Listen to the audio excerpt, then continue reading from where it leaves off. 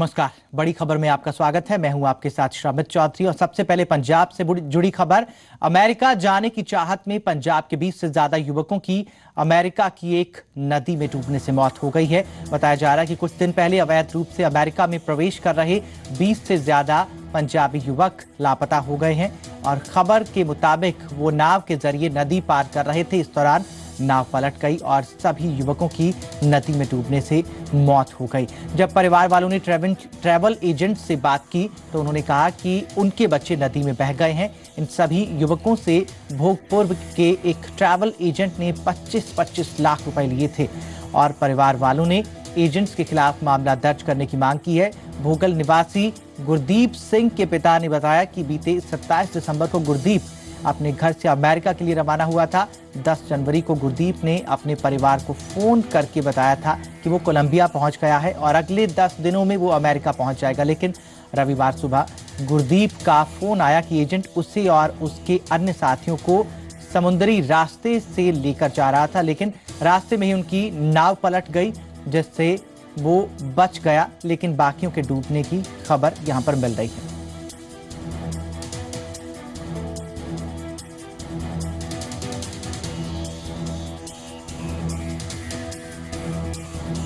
कहता मैं अपना कला मेरा मुंडा ही कहता मैं घलिया ते तेनू कोई डर नहीं, मैं सेफ जाऊगा। मैं कहा सिया मैं नहीं मुंडा घलना, मेरा खलारा बड़ा। कहता नहीं मुंडा तू मैनू दे, वापस लै गया इतों धक्के ना मेरे विच गल हुई तुहाडे बेटे नाल तुहाडी? हाँ जी, बाद च हुई एक पहला हुंदी रही एक दो बारी, फिर जिद्दण ऐतवार हुई गल डैडी मैं बस हुण अगे चल जाना, मेरी 10 दिन गल नहीं होनी। ते उदण ही वो गल हो गई, इन्हां सानूं दस्सिया नहीं।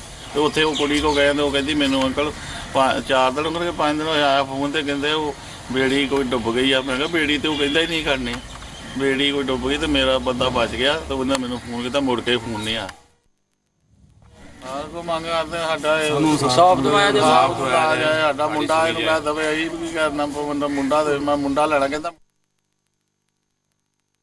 एक बोट हादसे ਦੇ ਵਿੱਚ किश्ती के हादसे ਵਿੱਚ पता लग्या कि साढ़े 20 बच्चे पंजाब के या तो पक्के तौर पर लापता ने या उन्होंने मौत हो गई है। इन्हों चों 2 बच्चे मेरी कॉन्स्टिट्यूएंसी पुलत्थ के रहने वाले ने, बेगोवाल पुलिस स्टेशन के अधीन उन्होंने पिंड ने। उन्होंने पेरेंट्स ने मैनू दस्सिया ये एडा वड्डा इशू कि मैं अपील करूँगा प्राइम मिनिस्टर साहब को, अपील करूँगा एक्सटर्नल अफेयर्स मिनिस्टर को और पंजाब सरकार को कि अपने सारे डिप्लोमैटिक चैनल्स वरत के ये पता करवाया जाए कि साढ़े बच्चे जोड़े ने वो कित्थे ने। राजीव वधवा हमारे सहयोगी जलंधर से हमारे साथ फोन लाइन पर जुड़ चुके हैं। राजीव, इस मामले में अब तक क्या जानकारी मिली है? देखिए जी, अभी तक जो जानकारी मिली है, अभी तक तो परिवार वालों ने ही जानकारी दी है और अभी थोड़ी देर पहले वहां पर अधिकारी की पहुंचने के शुरू हो गए हैं हमारी खबर दिखने के बाद। लेकिन जो अभी तक जो मामला है सिर्फ भोगपुर या 2-3 फैमिलीज के सामने आ रहा है। अभी तक और कोई फैमिली आगे नहीं आई जी इसकी जानकारी देने के लिए। तो बाकी जो जानकारी जो परिवार दे रहे हैं वही जानकारी अभी तक अवेलेबल है, या खैरा साहब जो दे रहे हैं जी। आधिकारिक तौर पर कभी कोई जानकारी नहीं मिली अभी तक। आधिकारिक तौर पर अभी कोई जानकारी नहीं मिली है। अच्छा, परिवार वाले क्या कुछ बता रहे हैं? देखिए, परिवार वाले बता रहे हैं कि उन्होंने एजेंट को ही पैसे दिए थे पहले। 25 लाख में उनका सौदा तय हुआ भेजने के लिए, लेकिन उनको जो बोला गया था उनको सीधा वहां अमेरिका भेजा जाएगा उनके बेटे को। लेकिन उनको ये नहीं बताया गया कि वहां उनको अवैध तौर पर ले जाया जाएगा। उनके बेटे को पहले कोलंबिया लेके जाया गया और कोलंबिया से फिर नदी के द्वारा लेके जाना था वहां पर अमेरिका में एंटर करवाना था। लेकिन पनामा के पास में उनकी किश्ती पलट गई, जो कि उनको फोन के द्वारा उनके बेटे ने बताया है जी। और उनके बेटे ने बताया कि बाकी लोग तो शायद उनका पता नहीं है, लेकिन वो बच गया है और उनको वहां पर गश्त करी फौज ने बचाया है जी। अच्छा, इस मामले में अब तक कोई कार्रवाई हुई है? अभी तक कोई कार्रवाई नहीं हुई जी। तो अभी बस मामला चल रहा है जी। अभी थोड़ी देर में देखिए अधिकारी पहुंचेंगे या हमारी खबर देखने के बाद वो पहुंचेगा, उसके बाद क्या एक्शन होता है ये थोड़ी देर बाद ही पता चलेगा। अच्छा, आप कह रहे हैं कि अभी 2-3 फैमिलीज के बारे में जानकारी मिली है, बाकियों के बारे में अब तक कोई जानकारी नहीं मिली है? अभी तक ये जानकारी ना हमें यहाँ पर खैरा साहब ने ही अवेलेबल कराई है या परिवार वालों ने अवेलेबल कराई है यहाँ पर। बाकी फैमिलीज का नहीं पता चला अभी तक। अच्छा, खैरा साहब ने ये बात उठाई है, वो कह रहे हैं कि उनकी कॉन्स्टिट्यूएंसी से भी 1-2 लोग हैं, तो वो अब हाँ जी, बुलंद एरिया के लोग हैं वो, कपूरथला डिस्ट्रिक्ट के लोग हैं वो जी। अच्छा, और क्या कुछ जानकारियां दे रहे थे खैरा साहब?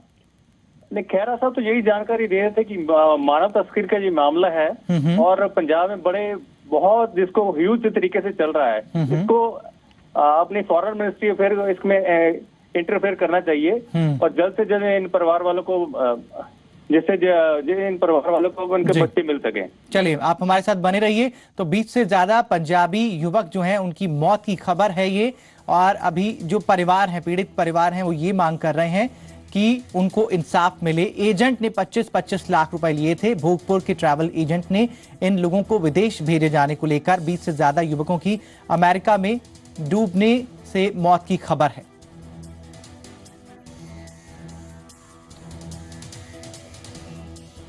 और इस मामले पर अब रिएक्शंस मिलने शुरू हो चुके हैं।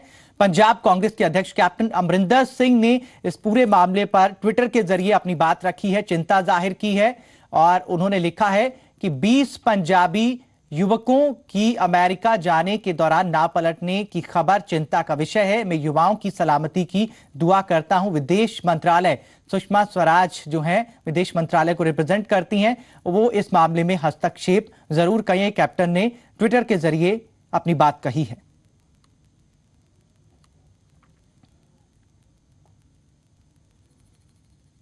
और अगली बड़ी खबर है गुरदासपुर से। बीएसएफ ने यहां पर 2 बड़े तबादले किए हैं। गुरदासपुर सेक्टर के deputy inspector general NK. Mishra का तबादला कर दिया गया है। Commandant SS. दास का भी तबादला कर दिया गया है बीएसएफ की तरफ से ये तब्दीलियां। और आपको बता दें कि 2 अफसरों को जो है तबादला कर दिया गया है। Deputy inspector general NK. Mishra का तबादला किया गया है। Commandant SS. दास का भी तबादला किया गया है। अजय महाजन हमारे सहयोगी गुरदासपुर से हमारे साथ फोन लाइन पर जुड़ चुके हैं। अजय, क्या जानकारी है? देखिए शमित, मैं बताना चाहूंगा कि पठानकोट हमले के बाद एक रिपोर्ट जो है हायर अथॉरिटीज और एजेंसीज, हायर एजेंसीज जो इन्वेस्टिगेशन एजेंसीज हैं उनके द्वारा मंगवाई गई थी रिपोर्ट, बीएसएफ की जो रिपोर्ट है सारे मामले में। उसके बाद उसके रिपोर्ट मंगवाने के ठीक 4 दिन बाद जो है एक बड़ी खबर सामने आती है कि डीआईजी जो है बीएसएफ के और जो कमांडेंट हैं दोनों का तबादला जो है वो कर दिया गया है। नए जो डीआईजी आए हैं ए श्रीनिवासन जो है उन्होंने अभी आके कार्यभार संभाल लिया है, और जो कमांडर हैं इंद्र प्रकाश भाटिया जो है उन्होंने भी अपना कार्यभार संभाल लिया है। एक बड़ी खबर जो है वो निकल के सामने आ रही है कि 4 दिन पहले रिपोर्ट तलब की जाती है एनआईए की तरफ से और हायर अथॉरिटीज की तरफ से और गृह मंत्रालय की तरफ से जो बीएसएफ की रिपोर्ट है, और उसके बाद जो है ये 2 बड़े तबादले जो है वो कर दिए जाते हैं। जी शमित, 2 बड़े तबादले किए गए हैं। अपने दर्शकों को बता दें फिर से, ये तबादले किए गए हैं बीएसएफ की तरफ से। 2 अधिकारियों का तबादला किया गया है। गुरदासपुर सेक्टर के deputy inspector general NK. Mishra का तबादला, और इसके अलावा कमांडेंट एस.एस. दास का भी तबादला कर दिया गया। शुक्रिया अजय तमाम जानकारी के लिए।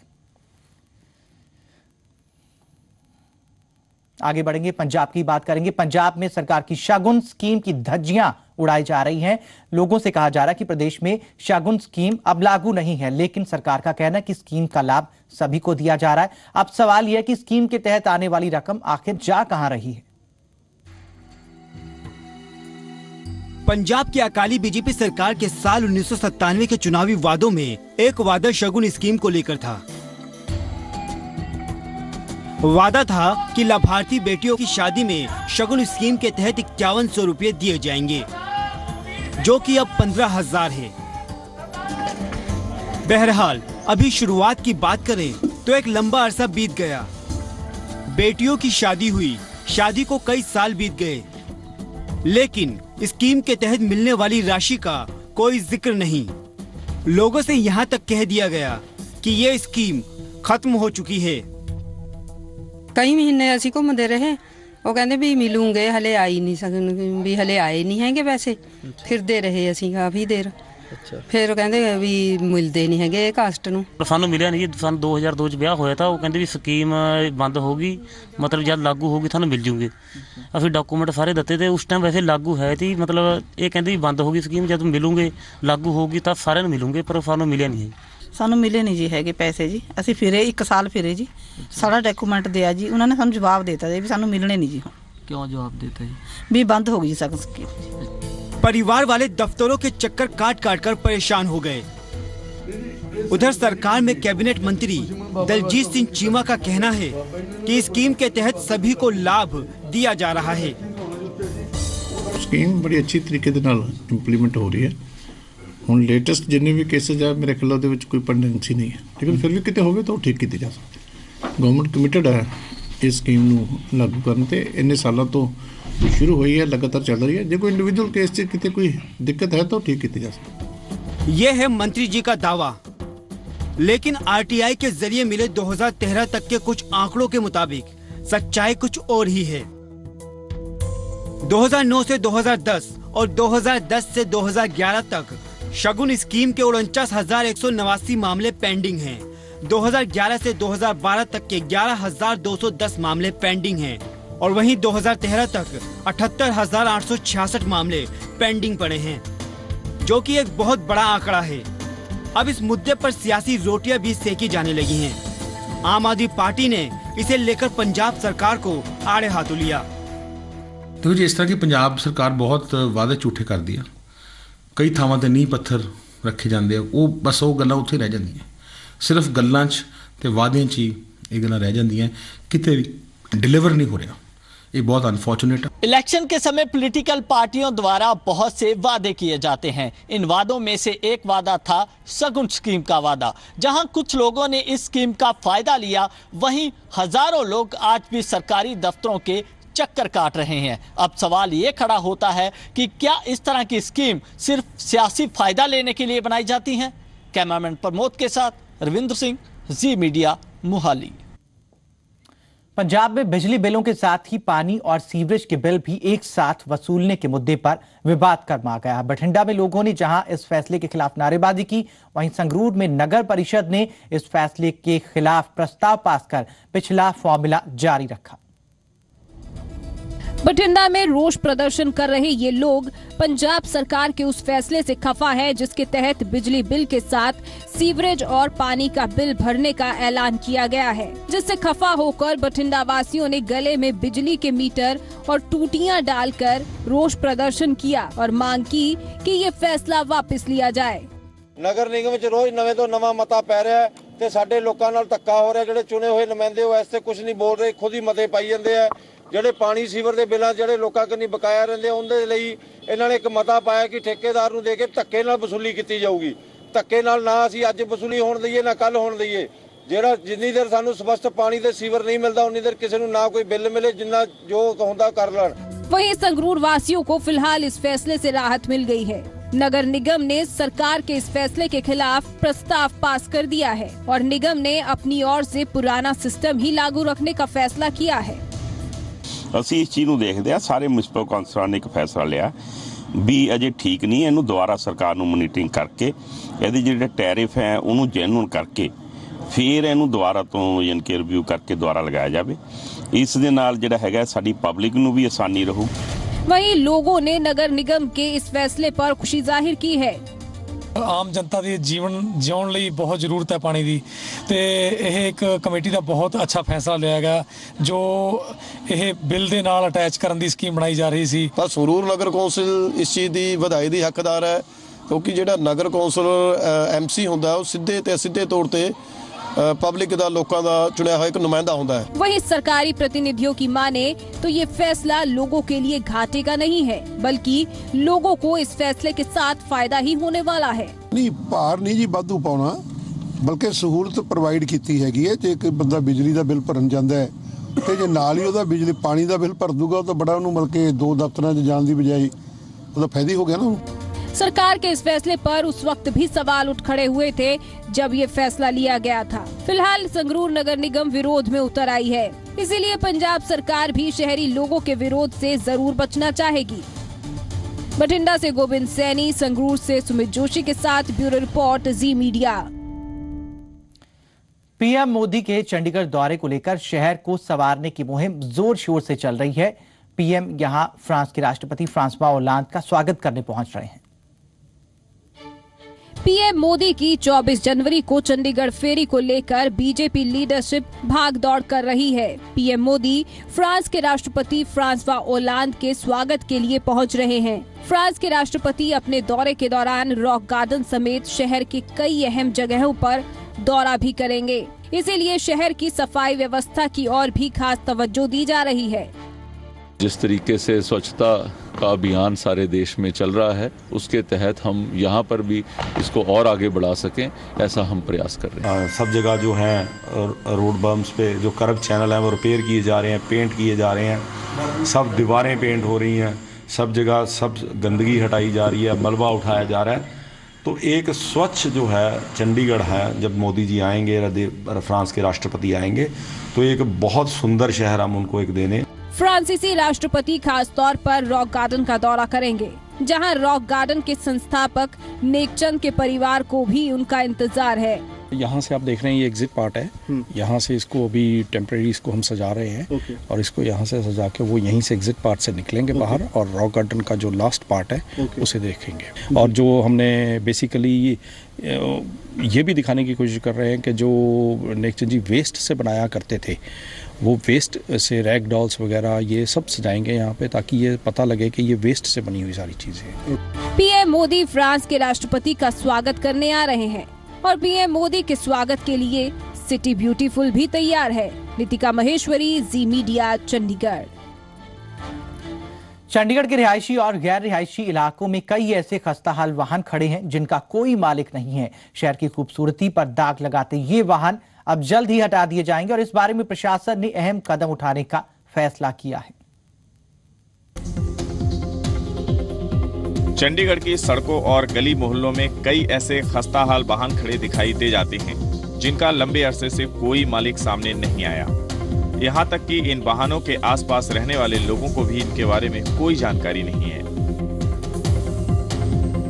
3 साल से मैं अभी यहाँ पे इसको रेगुलरली देख रहा हूँ कि हाँ खड़ा हुआ है, मैम कंडम है बिल्कुल, और एनवायरनमेंट को भी बहुत गंदा कर रहा है इस टाइम। ये वाहन लंबे वक्त से इसी तरह सड़कों के किनारे खड़े हैं, जो कि ब्यूटीफुल सिटी की खूबसूरती पर किसी दाग की तरह नजर आते हैं। साथ ही ये डर भी बना रहता है कि कहीं कोई शरारती तत्व इन्हें अपने नापाक मंसूबों के लिए इस्तेमाल न कर ले, जिसके चलते यूटी प्रशासन अब जल्द ही इन दागों को निकालने का काम शुरू करने वाला है और फिर सड़कों पर कहीं भी ये खस्ताहाल वाहन खड़े दिखाई नहीं देंगे। इसके लिए चंडीगढ़ पुलिस और नगर निगम ने एक साथ मिलकर कैंपेन चलाने का फैसला किया है। हमारा पूरी तरह से एंडेवर है सारे पुलिस स्टेशंस की तरफ से कि इन चीज़ों को, जो अबेंडेंड व्हीकल्स खड़े हैं या ऐसा कुछ भी जो है उसको रिमूव किया जाए। कोई ऐसे पब्लिक प्लेसेस पे जो है कॉन्डम व्हीकल खड़े हुए हैं, तो अगर पुलिस ऐसी कंपेन, मैं भी इसके समर्थन में हूँ, चलाती है तो म्युनिसिपल कॉर्पोरेशन पूरा सहयोग देगी, हम पुलिस के साथ। कंडेम व्हीकल्स के जरिए कोई अप्रिय घटना को अंजाम ना दे सके, ना ही इस तरह के व्हीकल्स चंडीगढ़ की खूबसूरती को दाग लगाएं, इसलिए चंडीगढ़ पुलिस और नगर निगम में एक ज्वाइंट ऑपरेशन चलाकर जल्द ही रेजिडेंशियल एरिया या मार्केट में खड़े कंडेम व्हीकल्स को हटाने का काम शुरू करेगी। कैमरामैन प्रमोद के साथ नितिका महेश्वरी, जी मीडिया, चंडीगढ़। हरियाणा के मुख्यमंत्री मनोहर लाल खट्टर प्रदेश में निवेश बढ़ाने के मकसद से विदेश दौरे पर निकल चुके हैं। सीएम इस बार चीन और जापान के दौरे पर हैं। मुख्यमंत्री को पूरी उम्मीद है कि इस दौरे से प्रदेश में अधिक निवेश होगा और विदेशी निवेशक हरियाणा का रुख करेंगे। कनाडा और अमेरिका दौरे के बाद हरियाणा के मुख्यमंत्री मनोहर लाल खट्टर अब जापान और चीन के दौरे पर गए हैं। विदेशी दौरे पर जाने से पहले सीएम खट्टर ने जी मीडिया से खास बातचीत की और अपने इस दौरे का मकसद बताया।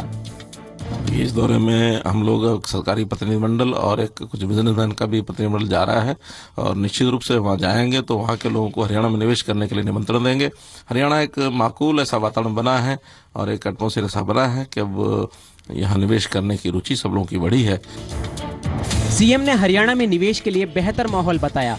साथ ही एक बार फिर विदेशी निवेशकों को भरोसा दिया है कि उन्हें हरियाणा में किसी भी तरह की कठिनाइयों का सामना नहीं करना पड़ेगा।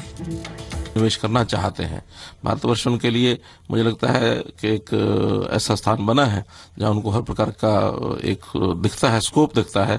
यहाँ उनकी जो आने वाली कठिनाइयां जो पहले से वो महसूस करते हैं उनको सबको हमने दूर करने का संकल्प किया और वो कठिनाइयां दूर होंगी। मुख्यमंत्री एक टारगेट लेकर जापान और चीन के दौरे पर गए हैं। सीएम का टारगेट 4 लाख लोगों को रोजगार मुहैया करवाना और प्रदेश में 1 लाख करोड़ का निवेश लाना है। हम लोगों ने अपनी जो उद्योग नीति बनाई है उसके माध्यम से ऐसा विचार सबके सामने रखा भी है, टारगेट तय किया है कि हमारे प्रदेश के 4 लाख बेरोजगार युवकों को रोजगार हम दिला सके, 1 लाख करोड़ रुपए का निवेश उसमें हो। मोटा टारगेट हमारा ये है। हरियाणा सरकार प्रदेश में निवेश को बढ़ाने को लेकर जी तोड़ मेहनत कर रही है। अपने पिछले 9 दिन के विदेशी दौरे पर भी सीएम खट्टर ने कई बड़ी कंपनियों के साथ समझौते किए थे और इस बार भी सीएम कई बड़ी कंपनियों के साथ बातचीत करेंगे ताकि हरियाणा में निवेश को बढ़ावा दिया जा सके। पंकज कपाही, जी मीडिया, दिल्ली। बात हिमाचल की। नाहन में पंचायत चुनाव के दौरान हंगामा और लोकतंत्र को शर्मसार करने वाली तस्वीरें सामने आई। हिमाचल बीजेपी पर अपनी सीटें पूरी करने के लिए एक बीडीसी महिला सदस्य ने अपहरण का आरोप लगाया है। अपहरण का आरोप पूर्व स्वास्थ्य मंत्री राजीव बिंदल पर लगाया गया है। महिला की माने तो उसकी किडनैपिंग की गई थी और 4 दिनों तक उसे हरियाणा में रखा गया था और इतना ही नहीं 2 लाख रुपए का लालच देकर जान से मारने की धमकी दी गई थी। उधर बीजेपी ने इसे राजीव बिंदल के खिलाफ राजनीतिक साजिश करार दिया। वहीं मामले में नाहन पुलिस ने जो है केस दर्ज कर लिया है, जांच शुरू कर दी है। दरअसल नाहन में बीडीसी के चुनाव के दौरान बीजेपी को 11 सीटों के साथ बहुमत मिला था, लेकिन बीजेपी 1 वोट से पिछड़ रही थी।